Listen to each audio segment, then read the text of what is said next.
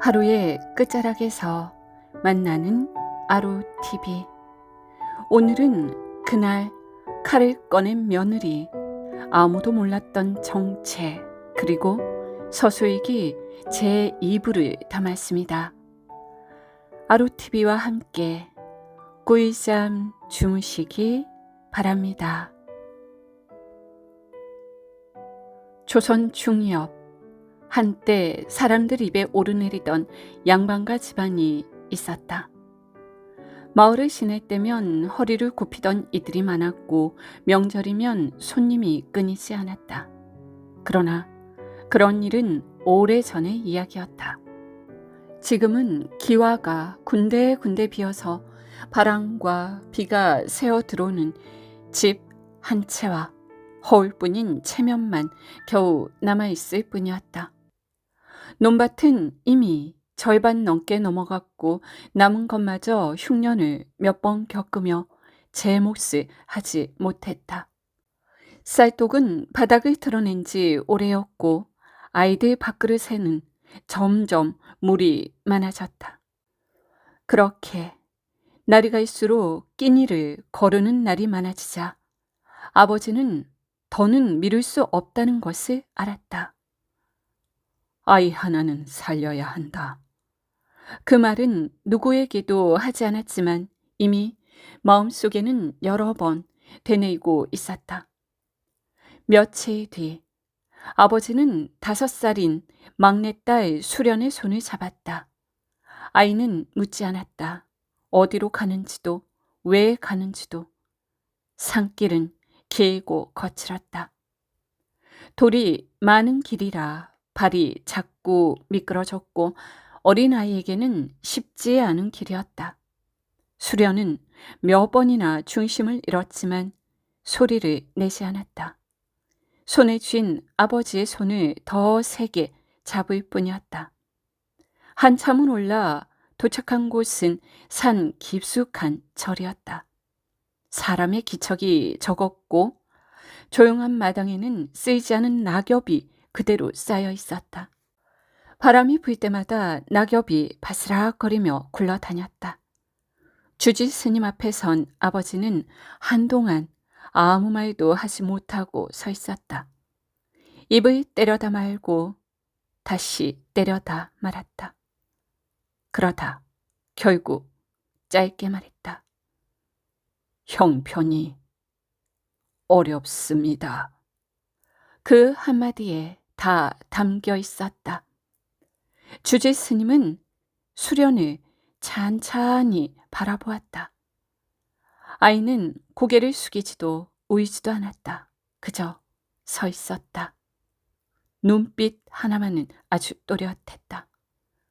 잠시 뒤 스님이 고개를 끄덕였다. 두고 가시오. 아버지는 그 말을 듣고도 한동안 움직이지 못했다. 그러다 수련의 어깨에 손을 올렸다가 이내 떼었다. 아가, 수련아, 잘 있거라. 그 말 한마디였다. 수련은 고개를 끄덕였다. 아버지를 붙잡지도 우이지도 않았다. 아버지는 쓸쓸히 돌아섰다. 발걸음이 처음에는 느렸지만 점점 빨라졌다. 멈추면 다시 돌아설 것 같았기 때문이다.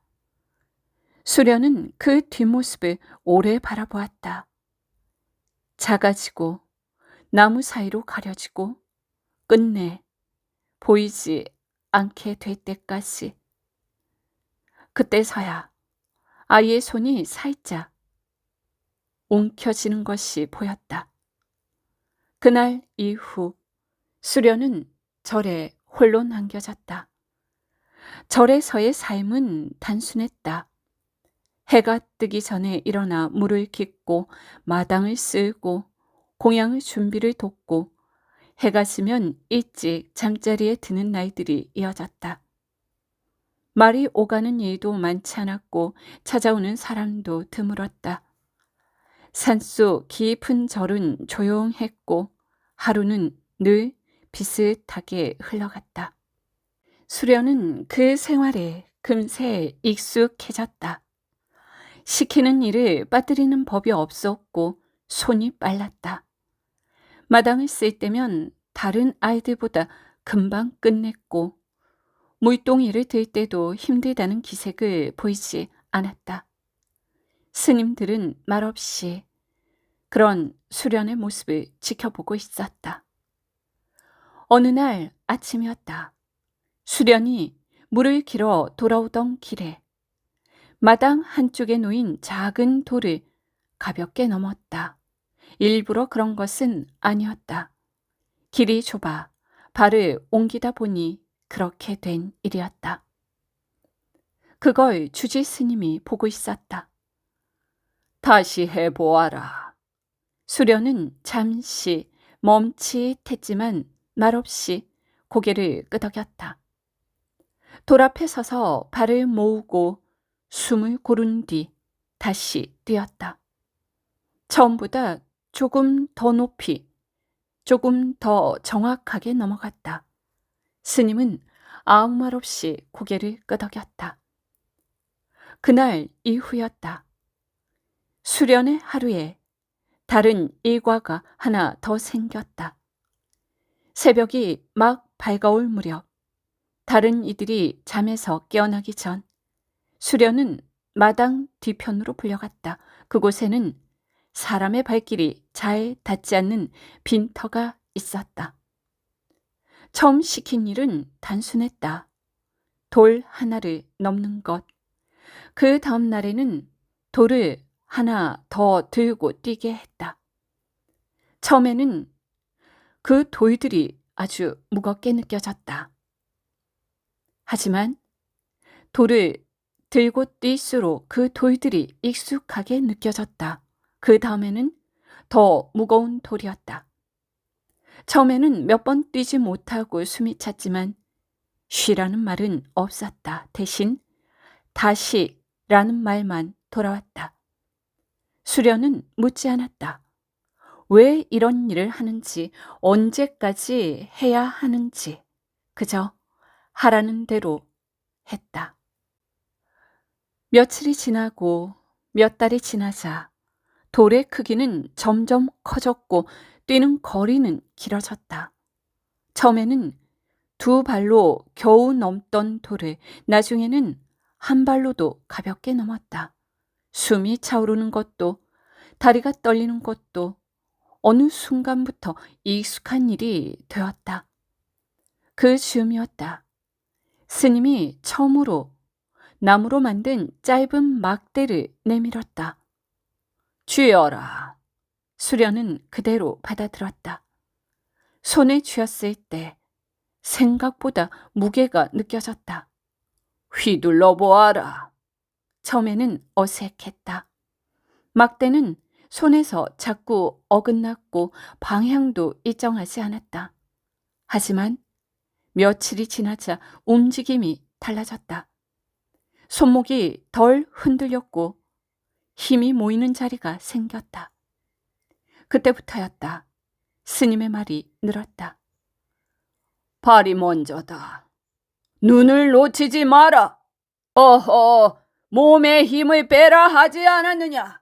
힘을 주지 말고 흐르게 하라. 짧은 말들이었지만 매번 정확했다. 수련은 점점 몸으로 이해해갔다. 계절이 그렇게 몇 번 바뀌었다. 겨울에는 손이 얼어붙어 막대를 놓칠 뻔한 날도 있었고 여름에는 땀이 눈으로 흘러 앞이 흐려지기도 했다. 넘어져 무릎이 찢어지고 손바닥이 터지는 일도 잦았다. 하지만 그때마다 수련은 다시 일어났다. 쉬라는 말이 없었기 때문이다.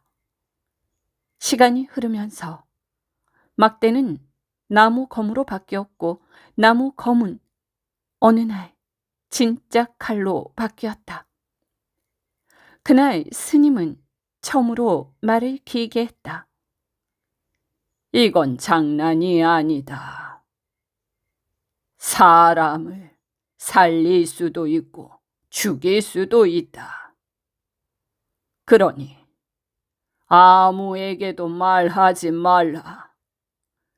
잠시 침묵이 흐른 뒤 그리고 아무 때나 써서는 안 되느니라. 수련은 그 말을 그대로 받아들였다. 그 후로도 수련은 계속 배웠다. 움직임은 더 조용해졌고 발소리는 거의 나지 않게 되었으며 검은 점점 몸의 일부처럼 다루어졌다. 누가 보지 않는 곳에서 아무도 모르게 수련은 자라고 있었다. 15이 되던 해 수련은 저를 떠나게 되었다. 그날 아침도 다른 날과 다르지 않게 시작되었다. 마당을 쓸고 물을 깃고 공양 준비를 도왔다. 다만 평소보다 말이 더 없었고 움직임이 조금 느렸다. 주지 스님은 별다른 말을 하지 않았다. 늘 하던 것처럼 수련을 불러 세웠고 마지막으로 짧게 말했다. 이제 내려가거라. 수련은 고개를 숙였다. 무슨 말을 해야 할지 알지 못했다. 잠시 뒤 스님이 덧붙였다. 검은 잊지 말되 드러내지도 말라. 수련은 대답 대신 다시 고개를 숙였다. 그것으로 끝이었다. 붙잡는 말도 길게 이르는 말도 없었다. 수련은 짐이라고 할 것도 없는 보따리 하나를 들고 산을 내려왔다. 올라올 때와 같은 길이었지만 내려가는 발걸음은 그때와 달랐다. 더 단단했고 흔들림이 없었다. 그의 집은 예전보다 더 낡아 있었다. 지붕은 더 내려앉아 있었고 담장은 군데군데 무너져 있었다. 마당 한켠에는 잡초가 무성하게 자라 있었다. 그래도 문을 열고 들어섰을 때 익숙한 냄새가 났다. 어머니는 한눈에 수련을 알아보았다. 말없이 끌어안았고 한참을 놓지 않았다. 아버지는 한 걸음 뒤에서 서 있었다. 얼굴은 더욱 수척해졌고 눈가에는 깊은 주름이 잡혀 있었다. 잘 컸구나. 그 한마디였다. 수련은 그 집에 오래 머물지 못했다. 이미 정해진 일이 있었기 때문이다. 수련이 절에 들어가고 나서 집안이 가장 어려웠을 때 도움을 주던 집이 하나 있었다. 곡식을 나누어주고 급할 때는 돈을 빌려주기도 했던 집이었다. 그 집의 아들과 수련은 어릴 적 이미 정혼이 되어 있었다. 수련이 돌아오자 그 약속을 더 미룰 수 없게 되었다. 혼인은 조용하게 치러졌다.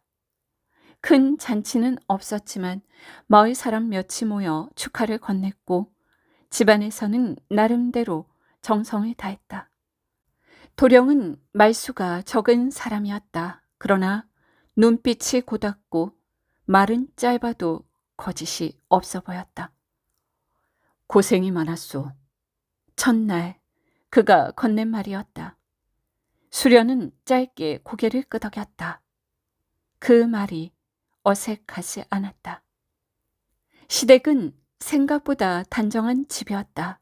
크지는 않았지만 살림이 정리되어 있었고 사람들이 서로 눈치를 보지 않고 움직였다. 시어머니는 말은 많지 않았으나 손이 따뜻했고 시아버지도 과묵했지만 집안일을 먼저 챙기는 사람이었다. 수련은 그 집에서 조용히 자리를 잡아갔다. 아침에는 누구보다 먼저 일어나 마당을 쓸었고 부엌일을 빠르게 익혔다. 무거운 짐을 드는 이도 거리낌이 없었다. 그 모습에 시어머니가 한 번은 이렇게 말했다. 아니, 어디서 이렇게 일을 잘 배웠느냐? 수련은 잠시 생각하다가 짧게 대답했다. 예, 절에 있었습니다. 그 이상은 말하지 않았다. 검은 오래도록 쓰지 않았다. 마당 한쪽, 아무도 보지 않고 아무도 쓰지 않는 곳에 낡은 보따리 하나를 두었고 그 안에 조용히 넣어두었다. 손이 갈 때도 있었지만 꺼내지는 않았다. 그저 평범하게 살고 싶었다. 아침에 오면 일을 하고 저녁에 오면 쉬고 가끔은 웃고 가끔은 말없이 하루를 넘기는 그런 삶. 수련은 그것으로 충분하다고 생각했다. 그러나 그 평온은 오래 가지 않았다. 마을에 조금씩 이상한 소문이 돌기 시작했다. 처음에는 대수롭지 않은 이야기처럼 들렸다. 산 너머 마을에서 외국 도적들이 들었다는 말이었다. 밤중에 들이닥쳐 곡식과 돈을 빼앗고 저항하는 사람을 다치게 했다는 소문이었다. 장터에서 오가는 말이었고 확실한 사람에게 들은 이야기는 아니었다. 아이고, 요즘 세상이 흉흉하니 별일이 다 있더라고. 사람들은 그렇게 말하고 넘겼다. 며칠 뒤 비슷한 이야기가 또 들려왔다. 이번에는 다른 마을이었다. 사람이 다쳤다는 말이 더 구체적으로 붙었고 집 하나가 통째로 털렸다는 이야기도 함께였다. 그제야 사람들의 표정이 조금씩 바뀌어갔다. 밤이 되면 문단속을 더 단단히 했고 개를 묶어두던 집에서도 풀어놓기 시작했다. 수련도 그 이야기를 들었다. 부엌에서 물을 붓다가 마당에서 나누는 말을 조용히 들었다. 이쪽으로 내려올 수도 있겠지요. 누군가가 그렇게 말했다. 시아버지는 잠시 생각하다가 고개를 저었다. 여기까지 올 일은 없을 게다. 말은 그렇게 했지만 그날 밤 그는 평소보다 늦게까지 잠자리에 들지 못했다. 며칠이 더 지나자 이번에는 이웃 마을에서 일이 터져버렸다. 피해를 입은 사람이 직접 장터에 나와 이야기를 했고 그 말은 더 이상 소문이 아니었다. 아이고, 10대는 넘었소. 무기까지 들고 있었다고요. 말이 안 통하더이다. 핏이 외국에서 넘어온 도둑들이요. 그 사람의 목소리는 떨리고 있었다. 그날 이후 마을 분위기는 눈에 띄게 달라졌다. 해가 지면 집집마다 불을 일찍 끄기 시작했고 낯선 기척이 들리면 밖으로 나가지 않았다. 문은 2번, 3번 확인하고 잠갔고 창문도 틈이 없게 막았다. 사람들은 낮에도 모이면 그 이야기만 했다. 아유, 다음은 어디일까? 그러던 어느 날, 그날은 유난히 조용한 밤이었다. 바람도 거의 불지 않았고 벌레 소리도 희미했다. 마을 전체가 숨을 죽이고 있는 듯한 밤이었다. 수련은 평소처럼 일을 마치고 방에 들어왔지만 쉽게 눕지 않았다.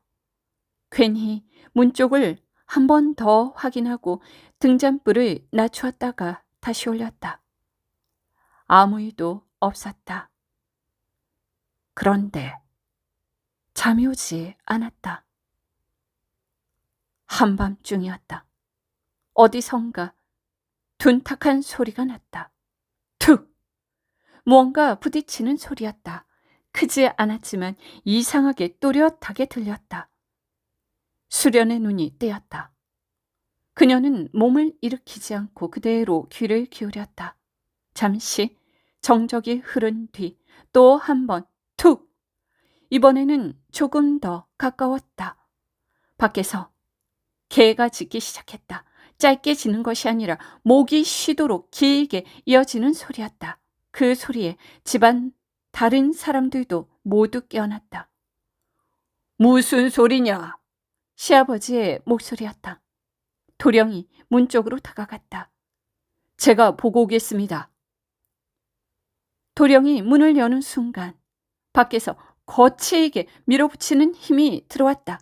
쾅! 문이 반쯤 열리며 삐걱거렸다. 열어라! 낯선 목소리였다. 여럿이었다. 문 밖에서 발소리가 뒤엉켜 들렸고 거친 숨소리와 금속 부딪히는 소리가 섞였다. 도령이 애써 문을 붙잡고 버텼지만 힘이 모자랐다. 아버지! 그가 소리쳤다. 시아버지와 하인들이 함께 달려와 문을 밀어붙였다. 그때 문틈 사이로 손이 들어왔다. 아주 거칠고 흙이 묻은 손이었다. 순간적으로 문이 크게 밀려났다. 쾅! 문이 열려버렸다. 도적들이 들이닥쳤다. 얼굴을 가린 자도 있었고 그대로 드러낸 자도 있었다. 눈빛이 사납고 움직임에 망설임이 없었다. 손에는 몽둥이와 칼이 들려 있었다. 내놔라. 말이 서툴렀다. 짧고 낮은 목소리로 쓸데없는 짓 하지 말고. 도령이 앞으로 나섰다. 이 집에는 말을 끝내기도 전에 몽둥이가 날아왔다. 둔탁한 소리와 함께 도령이 바닥으로 쓰러졌다. 시어머니의 숨이 끊어질 듯 떨렸다. 그만하시오. 그녀의 말은 끝까지 이어지지 못했다. 도적 하나가 방 안으로 들어와 살림을 뒤지기 시작했다. 쌓아둔 곡식 자루가 쓰러졌고 그릇이 깨지는 소리가 연달아 났다. 수련은 그 장면을 보고 있었다. 움직이지 않았다. 숨도 크게 쉬지 않았다. 눈만 천천히 움직였다. 신랑이 쓰러진 자리, 시아버지가 버티고 있는 위치, 도적들의 숫자와 동선, 그 모든 것이 한눈에 들어왔다. 그때 도적 하나가 시어머니 쪽으로 서서히 다가갔다. 손에 들린 칼이 빛을 받았다. 그 순간 수련의 시선이 마당 한쪽을 향했다. 아무도 보지 않는 곳, 그곳에 보따리가 있었다. 주지 스님의 말이 조용히 떠올랐다. 가장 위험한 순간에만 꺼내거라. 수련의 손이 천천히 움직였다. 몸을 최대한 낮추고 천천히 뒤로 물러났다. 시선은 계속 앞을 주시하고 있었다. 도적들은 아직 그녀를 신경 쓰지 않았다. 집안의 물건과 사람들에게 더 관심이 쏠려 있었다. 그 틈을 수련은 놓치지 않았다. 마당 끝에 다다르자 손이 보따리에 닿았다. 천을 풀었다. 안에 있던 것은 오래 손에 익은 칼이었다. 칼의 손잡이를 쥐는 순간 몸이 먼저 반응했다. 익숙한 무게였다. 문턱을 넘는 순간 가장 먼저 눈에 들어온 것은 두 놈이었다.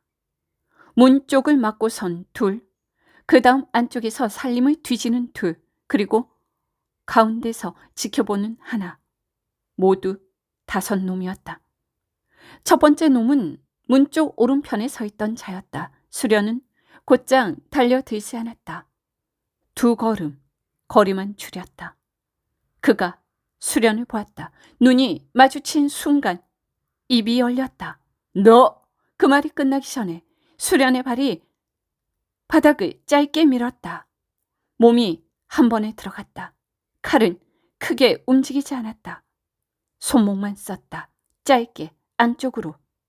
도적의 몸이 앞으로 무너졌다. 소리가 크지 않았다. 그 옆에 있던 자가 반응했다. 몽둥이를 들어올렸다. 수련은 그걸 막지 않았다. 한 발 옆으로 빠지며 몽둥이가 떨어지는 선을 비켜냈다. 그와 동시에 몸이 더 가까워졌다. 가까워지면 힘은 필요 없었다. 칼끝이 먼저 닿았다.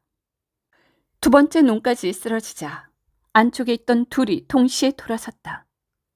잡아! 소리가 커졌다. 하나는 곧장 달려들었고 다른 하나는 뒤에서 돌아 들어오려 했다. 수련은 뒤를 보지 않았다. 발을 반박자 늦추었다. 앞에서 달려드는 자의 움직임을 한 번 더 보았다. 팔이 먼저 나왔다. 힘이 실려 있었다. 그 순간 수련의 몸이 낮아졌다. 공격이 머리 위로 지나갔다. 그 아래로 들어갔다. 허리 높이에서 칼이 한번 움직였다. 그가 그대로 주저앉았다. 뒤에서 돌아 들어오던 자는 이미 거리를 좁히고 있었다. 수련이 몸을 돌리는 순간 그의 칼이 거의 동시에 들어왔다. 늦었다. 완전히 피할 수 있는 거리도 타이밍도 아니었다. 수련은 반박자 늦게 발을 틀었다. 칼날이 수련의 어깨를 스쳤다. 옷이 찢어지고 살이 얕게 베었다. 숨이 짧게 흔들렸다. 하지만 멈추지 않았다. 그의 두 번째 칼이 이어졌다. 이번에는 빠르지 않았다. 대신 무거웠다. 막으면 밀린다. 수련은 막지 않았다. 칼을 비스듬히 세워 흘려냈다. 금속이 긁히는 소리, 손에 진동이 그대로 올라왔다. 손목이 순간적으로 꺾였다. 그 틈에 상대의 어깨가 밀고 들어왔다. 거리가 강제로 좁혀졌다. 몸이 부딪혔다. 균형이 흔들렸다. 수련은 발을 다시 내디뎠다. 한 발 버텼다. 상대가 다시 칼을 끌어올렸다. 위에서 내려 찍는 각도였다. 피할 틈이 없었다. 수련은 옆으로 빠지지 않고 앞으로 들어갔다. 칼이 내려오기 직전 몸을 붙였다. 칼은 힘을 잃고 옆으로 떨어졌다. 거리 완전히 안쪽. 그리고 숨이 섞였다. 서로의 눈이 바로 앞에 있었다. 그가 당황했다. 그 순간을 수련은 놓치지 않았다. 손목이 짧게 움직였다. 가까운 거리에서는 길게 휘두를 필요가 없었다. 짧게, 깊게. 그의 몸이 힘을 잃었다. 수련은 한 걸음 물러섰다. 숨이 조금 거칠어져 있었다. 그때 안쪽에서 지켜보던 자가 움직였다.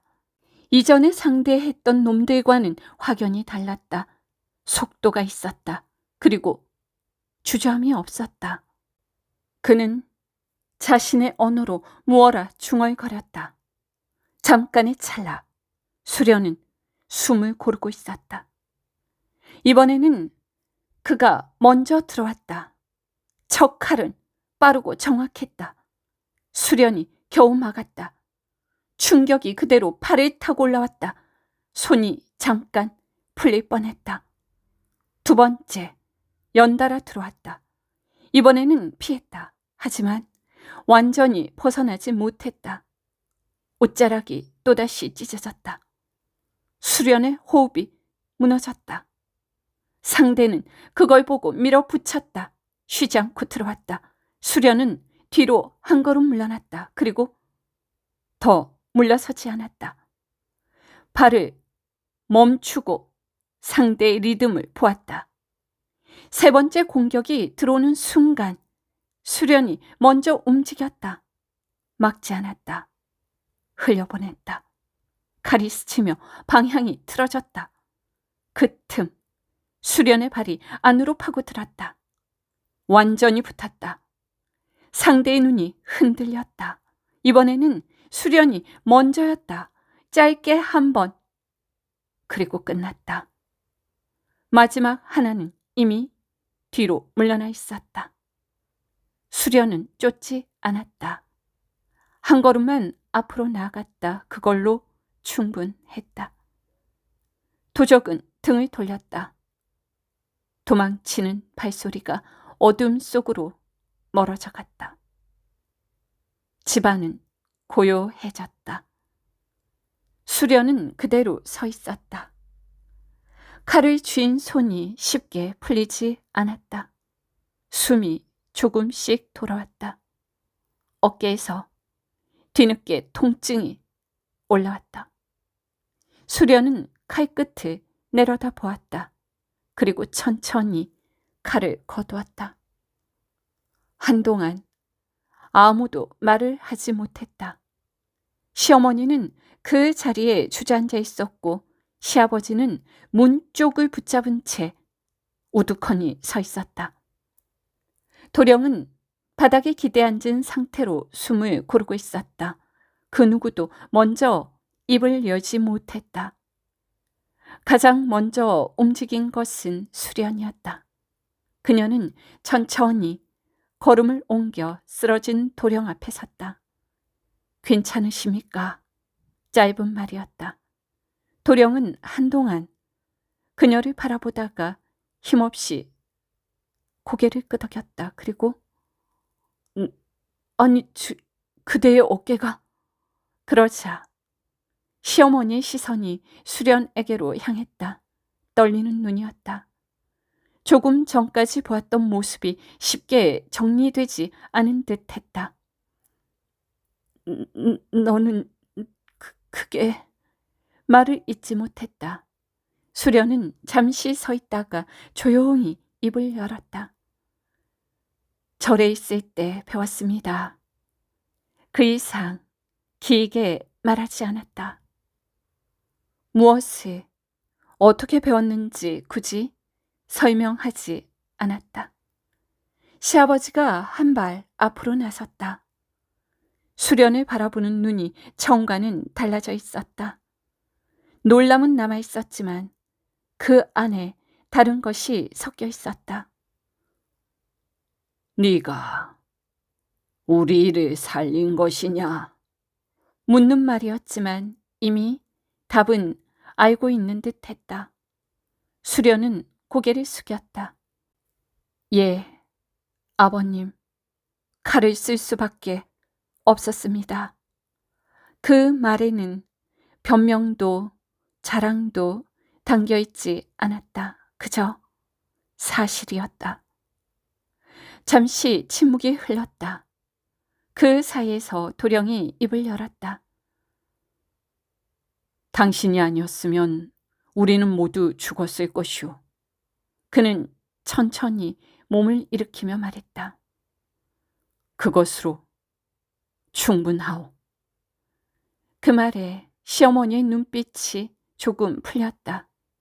완전히 이해한 것은 아니었지만 두려움이 먼저 물러났다. 그날 밤은 아주 길었다. 누군가는 밖을 살피고 누군가는 다친 곳을 살폈다. 수련은 말없이 움직였다. 피를 닦고 흩어진 것을 정리하고 다친 사람들을 살폈다. 평소와 다르지 않은 손놀림이었다.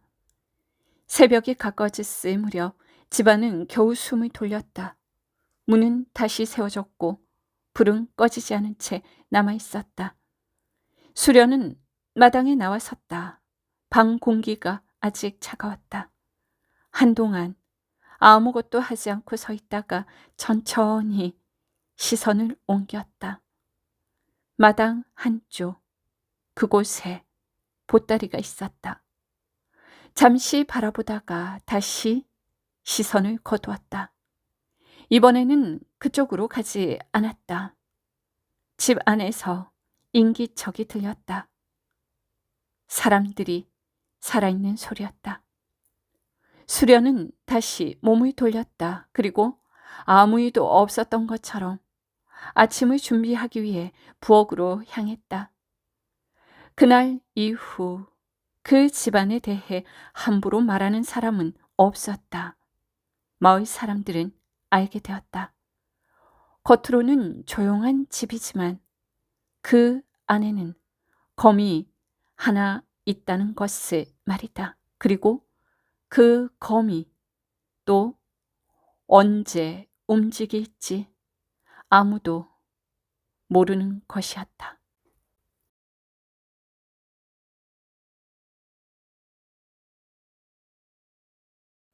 윤 3월 27일. 아직 해가 떠오르기 전이었다. 우리는 서둘러 짐을 묶었다. 밤 공기가 차고 땅에는 이슬이 내려 길이 축축했다. 이서방이 마을 어귀 쪽을 한번 살피고 돌아왔다. 길은 괜찮습니다. 사람 다닌 흔적은 없습니다. 나는 고개를 끄덕였다. 좋다. 해 뜨기 전에 나가자. 길동이 짐을 들며 물었다. 오늘은 어디까지 갑니까? 벽하루까지 간다. 거기서 사람들을 만나야지. 우리는 바로 길을 나섰다. 산길은 좁았고 돌이 많았다. 말은 끌고 가야 했다. 길동은 뒤에서 짐을 붙잡고 따라왔다. 조금 지나 비하루 근처에서 먼저 내려가 있던 사람들을 만났다. 그들은 나무 아래에서 우리를 기다리고 있었다. 밤사이 별일 없었느냐? 내가 묻자 한 사람이 대답했다.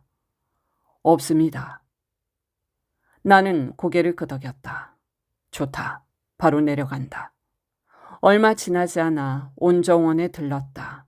바위 틈에서 물줄기가 솟고 있었다. 가까이 가보니 물이 끓는 것처럼 김이 올라왔다.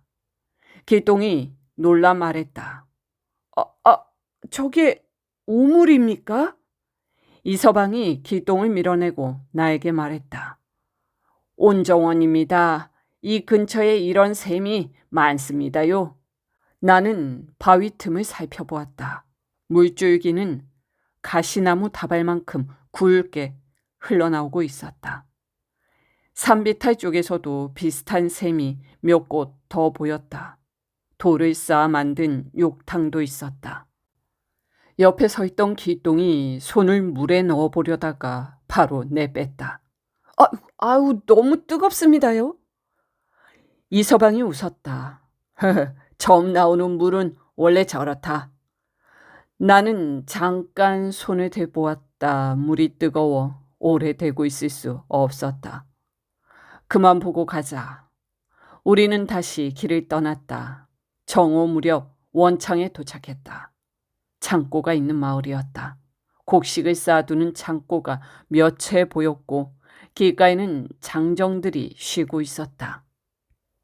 우리는 그곳에서 점심을 먹었다. 밥과 장국, 말린 생선이 전부였지만 길 위에서는 충분했다. 길동은 밥을 아주 개걸스럽게 먹었다. 배가 고팠느냐? 내가 묻자 길동이 고개를 끄덕였다. 예. 아침을 조금 먹어서 그렇습니다요. 점심을 마치고 다시 길을 잡아 양덕 쪽으로 내려갔다. 양덕 고을 가까이 이르렀을 때였다. 앞쪽 길에서 말소리가 들렸다. 이서방이 먼저 발을 멈추었다. 잠깐. 먼지 사이로 말 탄 사람들이 보였다. 깃발과 종자들도 함께였다. 이서방이 나게 말했다. 현감 행차 같습니다요. 나는 잠시 생각하다 말했다. 마주치지 않는 게 낫다. 어디로 피할 값이요? 저 집으로 들어간다. 우리는 길가에 있는 집으로 잠시 몸을 숨겼다. 행차가 지나가는 동안 말발굽 소리와 종자들의 고함이 들렸다. 허이 허이 길을 비켜라. 허이 허이 길을 비켜라. 소리가 점점 멀어졌다. 길동이 조심스럽게 물었다. 이제 나가도 되겠습니까요? 나는 고개를 끄덕였다. 그래, 가자. 저녁 무렵 우리는 좌수 이철수의 집으로 찾아갔다. 이서방이 먼저 문을 두드렸다. 잠시 뒤 중년 남자가 나왔다. 누구시오? 이서방이 말했다. 지나가는 기손입니다. 하룻밤 신세 좀 지려고 합니다. 남자는 우리를 잠깐 살펴보더니 문을 열었다. 들어오시오. 우리는 마루에 앉았다. 잠시 뒤 밥상이 나왔다. 따뜻한 밥과 국이었다. 하루 종일 걸은 뒤라 모두 말없이 밥을 먹었다. 집주인이 물었다. 어디서 오는 길이오? 나는 짧게 대답했다. 장터 일을 보고 돌아가는 길입니다. 남자는 더 묻지 않았다. 식사를 마친 뒤 우리는 오래 머물지 않았다. 그날 밤은 서창에서 묵었다. 짐을 풀자마자 길동이 그대로 뻗어버렸다. 오늘 80리 길은 걸은 것 같습니다요. 이서방이 말했다. 나는 짐을 정리하며 대답했다. 내일도 일찍 움직일 것이다. 그러자 길동이 벌떡 일어나며 작게 대답했다. 예. 윤 3월 29일 아침부터 가랑비가 내렸다. 우리는 서둘러 길을 나섰다. 비가 많이 오는 것은 아니었지만 산길이 젖어 발걸음이 빨라지지 않았다. 이서방이 앞에서 말했다.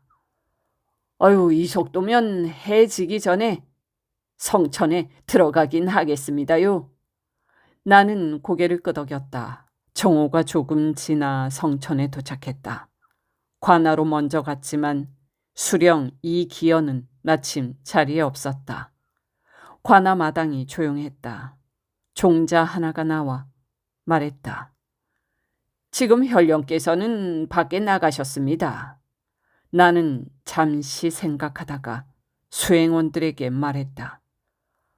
각자 흩어져서 쉬어라. 저녁에 다시 모인다. 길동이 물었다. 나으리는 어디 가십니까요? 강선루에 잠깐 다녀오겠다. 나는 혼자 강선루 쪽으로 걸어갔다. 강선루 앞에 도착했을 때 문이 닫혀 있었다. 누각은 강 위에 높이 서 있었고 규모가 상당했다. 문 앞에는 문지기 하나가 서 있었다. 문 좀 열어주시오. 문지기가 고개를 젓다. 아니 돼요. 오늘은 닫았소. 나는 잠시 망설이다가 다시 말했다. 멀리서 왔습니다. 잠깐만 들어가 보게 해주시오. 문지기가 나를 한번 훑어보았다. 잠깐이면 됩니다. 나는 고개를 숙여 말했다. 문지기가 한숨을 쉬더니 문을 열어주었다.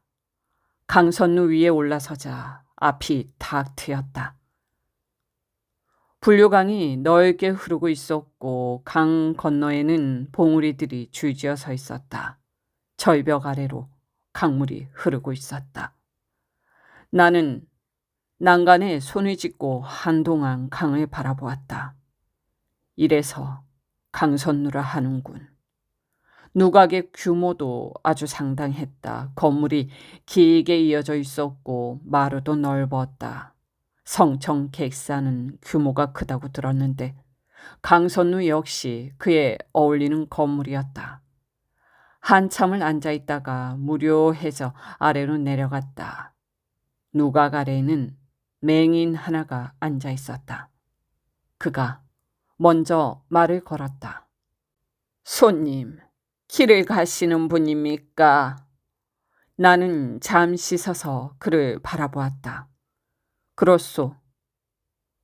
길흉을 한번 보시겠습니까? 나는 웃으며 말했다. 하하, 그럼 한번 보시오.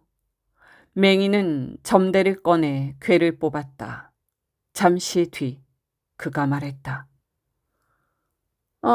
진에서 서합으로 변하는 궤입니다. 나는 별 생각 없이 듣고 있었다. 맹인이 말을 이었다. 손님 몸에 쇠를 차고 있군요. 나는 잠시 웃었다. 몸에 차고 있던 마패를 말하는 것 같았다. 맹인이 말했다. 손님은 지사일 것입니다. 나는 일부러 아무 말도 하지 않았다. 맹인이 계속 말했다. 이 괴는 백리를 진동시키는 상입니다. 장차 관서에서 이름이 크게 날 것입니다. 길을 가던 사람들이 몇몇 멈춰서서 이야기를 같이 들었다. 맹인이 말을 이어갔다. 또한 횡재수가 있습니다. 다만 그 재물은 길에서 녹아 사라질 것이니 손에 쥐고 돌아가지는 못합니다.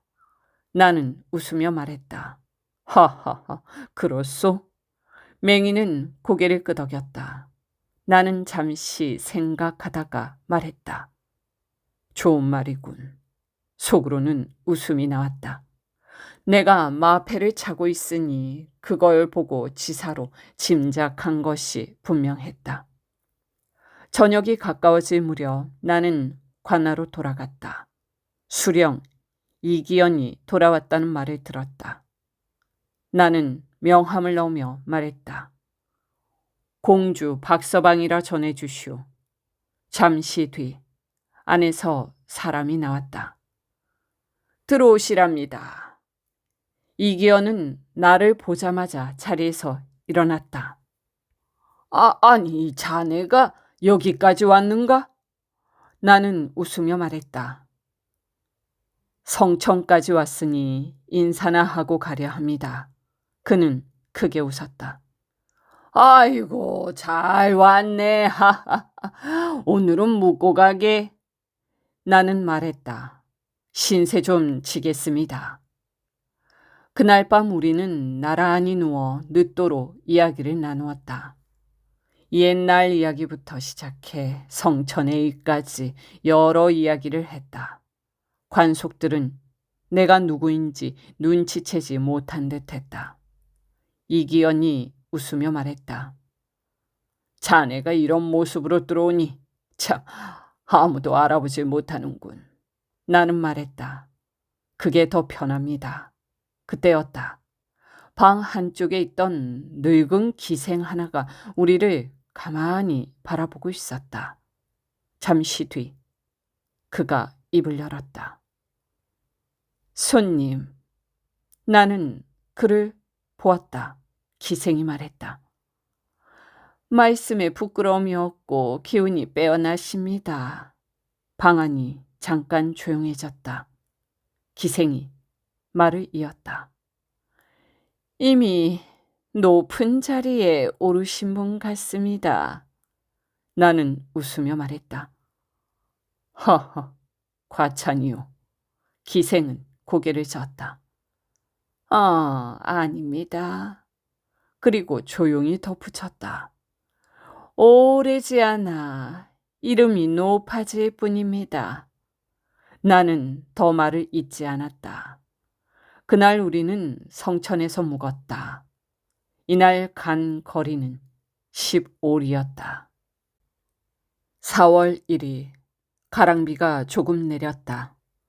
우리는 일찍 준비를 했지만 비 때문에 길을 바로 나설 수는 없었다. 땅이 젖어 있었고 말도 쉽게 움직이지 않았다. 이서방이 하늘을 올려다보며 말했다. 아유, 이 정도면 뭐 곧 그칠 겁니다.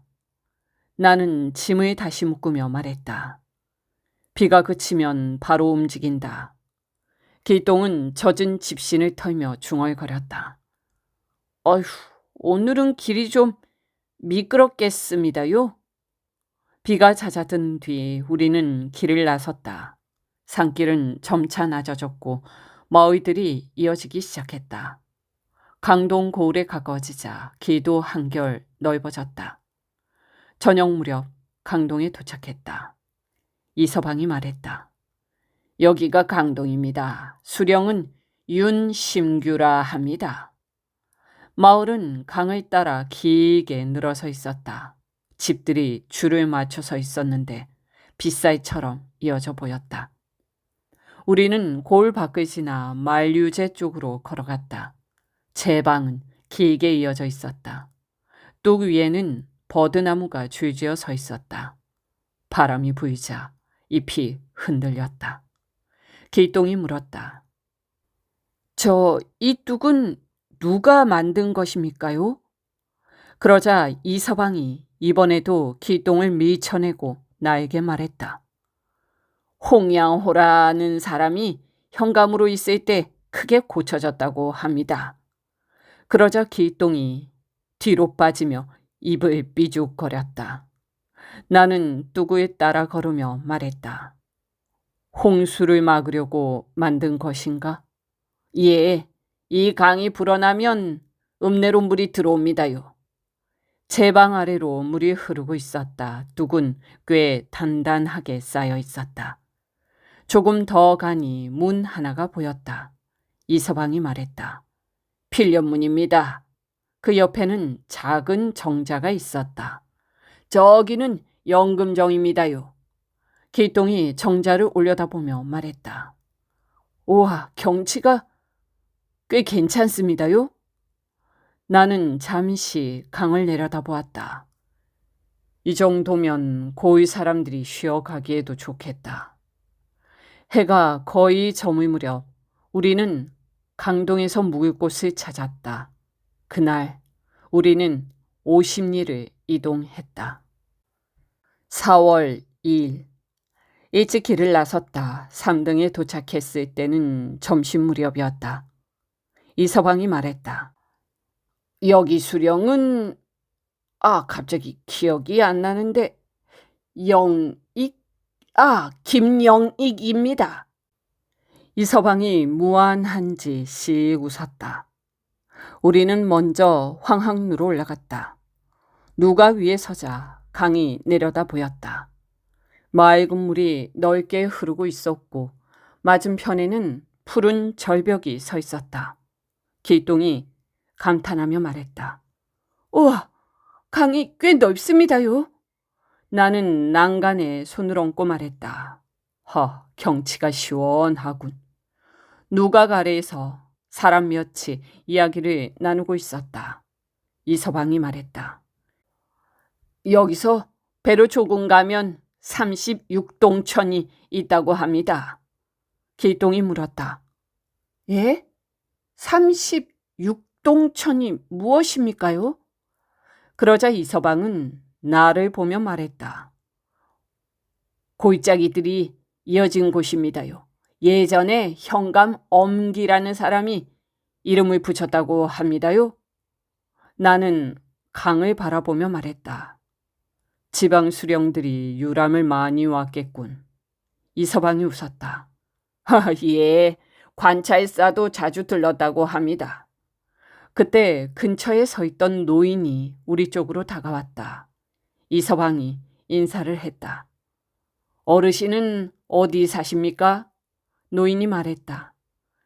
이 고을 사람입니다. 이름은 주원이라 합니다. 이서방이 물었다. 36동천이 그렇게 좋습니까? 노인은 잠시 웃더니 말했다. 경치는 좋지요. 그리고 말을 덧붙였다. 하지만 손님이 너무 많습니다. 길동이 물었다. 손님이 많으면 좋은 것 아닙니까? 노인이 고개를 저었다. 아니지. 그 손님들을 맞아야 하는 건 결국 백성들이니. 나는 그를 바라보았다. 노인이 말을 이었다. 수령들이 오면 먹이고 재워야 합니다. 잠시 침묵이 흘렀다. 노인은 씁쓸하게 말했다. 3등 백성들은 차라리 동천이 무너져 버리기를 바란다는 말도 합니다. 길동이 놀란 얼굴로 나를 보았다. 나는 잠시 생각하다가 말했다. 경치는 좋은데 사람은 힘들겠군. 노인은 고개를 끄덕였다. 우리는 오래 머무르지 않고 길을 떠났다. 저녁 무렵 상원에 도착했다. 하지만 숙소가 쉽게 나오지 않았다. 관아도 이미 문을 닫은 뒤였다. 이서방이 말했다. 오늘은 묵을 때 찾기가 쉽지 않겠습니다요. 길동이 걱정스러운 얼굴로 물었다. 어떡합니까? 나는 길가에 있는 작은 집을 가리켰다. 저기에 한번 물어보자. 집은 아주 작았다. 문을 두드리자 남자가 나왔다. 이서방이 말했다. 길손입니다만 하룻밤 신세질 수 있겠습니까? 남자는 잠시 망설였다. 저 집이 좁습니다. 나는 말했다. 마루라도 괜찮습니다. 남자가 우리를 한번 살펴보더니 말했다. 그렇다면 들어오시오. 그는 관노로 일하는 사람이었다. 우리는 작은 방 한쪽에 짐을 내려놓았다. 길동이 한숨을 내쉬었다. 아휴, 오늘은 정말 다리가 끊어지도록 많이 걸었습니다요. 이서방이 말했다. 그렇지. 오늘은 백리는 좋기 넘은 듯하니. 나는 짧게 말했다. 내일도 갈 길이 멀다. 4월 3일 새벽이 되자 집안이 조용해졌다. 주인은 관청일로 나가고 없었다. 집에 남은 사람은 주인의 젊은 아내뿐이었다. 나는 마루에 앉아 잠시 생각했다. 길동이 물었다. 오늘은 여기서 쉬시겠습니까요? 나는 고개를 저었다. 아니, 여기 머무르는 것은 좋지 않다. 이서방이 이유를 물었다. 왜 그렇습니까요? 나는 짧게 대답했다. 집에 젊은 부인만 있다. 잠시 정적이 흘렀다. 길동이 고개를 끄덕였다. 그럼 지금 나가시겠습니까요? 나는 이미 짐을 들고 있었다. 그래, 지금 나가자. 밖은 아직 어두웠다. 비가 내리고 있었다. 골목에는 사람 그림자 하나 보이지 않았다. 길동이 말했다. 어디로 가십니까? 나는 주변을 둘러보았다. 비가 그칠 때까지 버틸 곳을 찾자. 그러나 갈 곳이 마땅치 않았다. 길은 온통 진흙밭이었다. 참, 앞으로 가기도 돌아가기도 어려운 상황이었다. 그때 멀리 등불 하나가 보였다. 길동이 말했다. 저기 불이 있습니다요. 우리는 그쪽으로 걸어갔다. 작은 술집이었다. 문을 열자 따뜻한 김이 밀려 나왔다. 안에서는 국을 끓이고 있었다. 주인이 우리를 바라보았다. 손님입니까요? 나는 말했다. 잠시 몸을 녹일 수 있겠습니까? 주인은 고개를 끄덕였다. 들어오십시오. 나는 술을 한 병 시켰다. 그리고 부엌의 화롯불 옆에 앉았다. 젖은 옷이 조금씩 마르기 시작했다. 길동이 국 냄비를 바라보며 말했다. 냄새가 좋습니다. 주인이 말했다. 밤새 비가 와서 손님이 없었습니다. 나는 조용히 술을 마셨다. 밖에서는 비가 계속 내렸다. 시간이 천천히 흘렀다. 얼마 뒤 하늘이 조금씩 밝아졌다. 비도 그쳤다. 나는 자리에서 일어났다. 이제 가자. 길동이 말했다. 동행한 사람들이 찾아야 합니다. 우리는 술집을 나왔다. 조금 뒤 흩어졌던 일행을 다시 찾았다. 그들과 함께 길을 나섰다. 노유종이 물었다. 어젯밤은 어디 계셨습니까? 길동이 웃으며 말했다. 술집에서 날을 새웠습니다요. 나는 짧게 답했다. 비 때문이었다.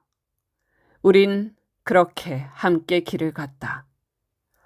해질 무렵 중하의 촌마을에 도착했다. 마을의 작은 집에서 하룻밤 묵었다. 이 고을의 수령은 100능수였다. 그날 우리는 50리를 걸었다.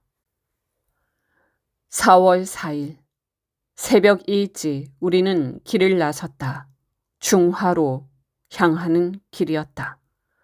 지금까지 지나온 고을들은 대부분 산골이었다. 마을 사람들은 순박했고 우리에게 큰 관심을 보이진 않았다. 그러나 이곳부터는 상황이 달랐다.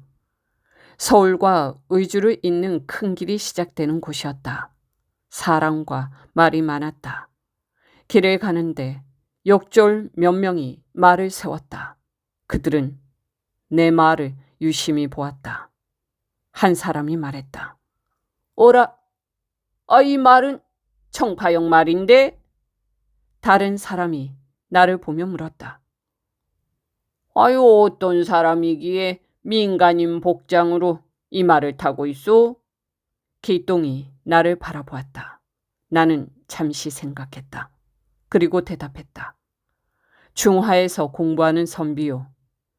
욕졸은 한동안 우리를 바라보다가 말했다. 그렇소? 나는 고개를 끄덕였다. 그렇소. 잠시 뒤 그는 손을 내저었다. 아이, 그러면 가시오. 우리는 다시 길을 떠났다. 길동이 조용히 말했다. 아이고, 위험했습니다요. 나는 말했다. 이제 큰 길이다. 영재교에 이르러 점심을 먹었다. 거기서 한 사람을 만났다. 유형원이었다. 그는 나와 만나기로 약속되어 있던 사람이었다. 그가 먼저 와 있었다. 그는 나를 보자 인사를 한 뒤 편지를 내밀었다. 집에서 온 소식입니다. 나는 편지를 받아 읽었다. 길동이 물었다. 무슨 일입니까요? 나는 고개를 저었다. 아니야. 큰일은 아니다. 우리는 다시 길을 떠났다. 숲을 빠져나가자 멀리 평양성이 보였다. 성벽과 누각이 강 위 절벽에 서 있었다. 나는 잠시 말을 멈추었다. 이서방이 말했다. 저기가 평양입니다. 나는 말했다. 경치가 좋군. 강을 건너기 위해 나루에 도착했다. 뱃사공이 우리를 바라보았다. 그는 사람을 많이 상대해본 눈치였다. 그가 물었다. 어디서 오는 길입니까? 나는 짧게 대답했다. 서울에서. 그는 다시 물었다. 어디로 갑니까요? 평양이요. 그는 잠시 우리를 살피더니 말했다. 배 타시오. 우리는 강을 건넜다. 그리고 각자 흩어져 성 안으로 들어갔다. 나는 작은 여관을 찾아 묵었다. 이곳에 감사는 김이교였다. 판관 한 백여는 아직 부임하지 않았다고 했다. 잠시 쉬었다가 나는 영광정으로 올라갔다. 누각은 매우 높았다. 강에는 큰 배들이 가득했다. 강가에는 집과 마을이 끝없이 이어져 있었다. 강을 따라 나무와 숲이 계속 이어졌다. 나는 한참 동안 그 광경을 바라보았다. 길동이 말했다. 평양은 정말 큰 도시입니다요. 나는 짧게 말했다. 그렇다. 저녁이 되었다. 나는 개현을 만나러 감영으로 갔다. 그는 감영망료로 일하고 있었다. 그 덕분에 우리는 쉽게 감영 안으로 들어갈 수 있었다. 나는 평안감사 김이교를 만났다. 우리는 조용히 이야기를 나누었다. 얼마 뒤 나는 여관으로 돌아왔다. 그때는 이미 달기 울기 시작한 시간이었다. 그날 우리는 50리를 걸었다. 4월 5일 아침부터 나는 다시 다른 사람들과 함께 평양 안에 여러 곳을 차근차근 둘러보았다. 길동은 성 안으로 들어온 뒤부터 말수가 줄었다. 서울과는 또 다른 규모의 도시였다. 나루에는 큰 배가 드나들고 길에는 장사꾼과 군졸, 하인과 유랑객이 끊이지 않았다. 점심을 먹은 뒤 나는 작은 배 하나를 세내었다. 이서방이 물었다. 어디로 가시겠습니까요? 부병루로 간다. 길동이 곁에서 물었다. 배를 직접 빌리십니까요? 걸어서만 보면 모르는 것이 있다. 우리는 작은 배에 올랐다. 물결은 잔잔했으나 강 위에는 배가 많았다. 노를 젓는 소리와 사람들 부르는 소리가 이쪽 저쪽에서 끊이지 않았다. 부병루에 올라 잠시 경치를 본 뒤 나는 여관으로 돌아왔다. 그러나 여관은 생각보다 더 번잡했다. 안으로 들어서자 종자들이 오가고 손님이 큰 소리로 떠들고 부엌에서는 그릇 부딪히는 소리가 끊이지 않았다. 이런 곳에서는 그동안 적어둔 기록을 정리하기 어려웠다. 나는 이서방을 불렀다. 여기는 너무 시끄럽다. 이서방이 주위를 둘러보더니 고개를 끄덕였다. 예, 밤에도 잠잠하지 않을 것 같사옵니다. 짐을 옮기자. 어디로 가시겠습니까? 영명사로. 길동이 짐을 다시 챙기며 물었다. 절이면 조용하겠습니까요? 나는 말했다. 여기보다는 낫다. 우리는 짐을 정리해 영명사로 옮겼다. 길을 가는데 어떤 사람이 큰 소리로 떠드는 말이 들렸다. 아이, 관속들이 왜 저리 수산스럽지? 아이, 내 생각엔 말이야, 틀림없이 어사가 성에 들어온 것 같아. 안 그래? 길동이 내 얼굴을 희끗 보았다. 나는 아무 말도 하지 않고 그대로 걸었다. 이서방이 낮게 말했다. 소문이 빠릅니다요. 평양이니까. 영명사에 도착하니 여관보다는 한결 낫으나 완전히 한적한 곳은 아니었다. 절 안에는 승군들이 드나들고 있었고 유랑객도 계속 끊이지 않았다. 마당 한편에서는 활쏘기를 하러 온 이들까지 보였다. 길동이 조용히 말했다. 아휴, 여기도 꽤 시끄럽습니다요. 나는 방 안을 둘러본 뒤 말했다. 그래도 여관보다는 낫다. 여기서 묵는다. 그날 밤 나는 절에서 묵으며 기록을 다시 정리했다.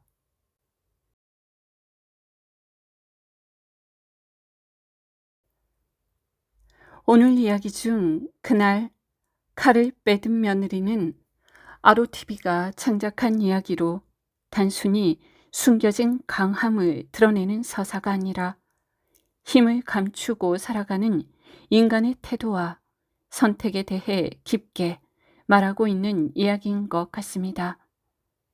먼저 가장 크게 느껴지는 지점은 그 힘 자체보다 언제 사용하는가가 더 중요하다는 점이지요. 수련은 누구보다 강한 힘을 가지고 있었지만 그 힘을 드러내지 않고 평범하게 살아가기를 선택합니다. 그녀에게 검은 자랑의 대상도 증명의 수단도 아니었고 그저 필요할 때 꺼내야 하는 것이었죠. 그리고 결국 그 힘이 사용된 순간은 자신을 위해서가 아니라 가족과 타인을 지키기 위한 마지막 순간이었습니다. 이 점에서 이 이야기는 힘의 가치가 소유가 아니라 사용의 이유에 달려있다는 것을 분명하게 보여주고 있죠. 또 하나 인상 깊은 부분은 인간의 성장과 침묵의 무게였습니다. 수련은 고통과 훈련을 견디며 스스로를 단단하게 만들어 갔죠. 하지만 그 과정은 누구에게도 인정받지 못하고 말로 설명되지도 않았습니다.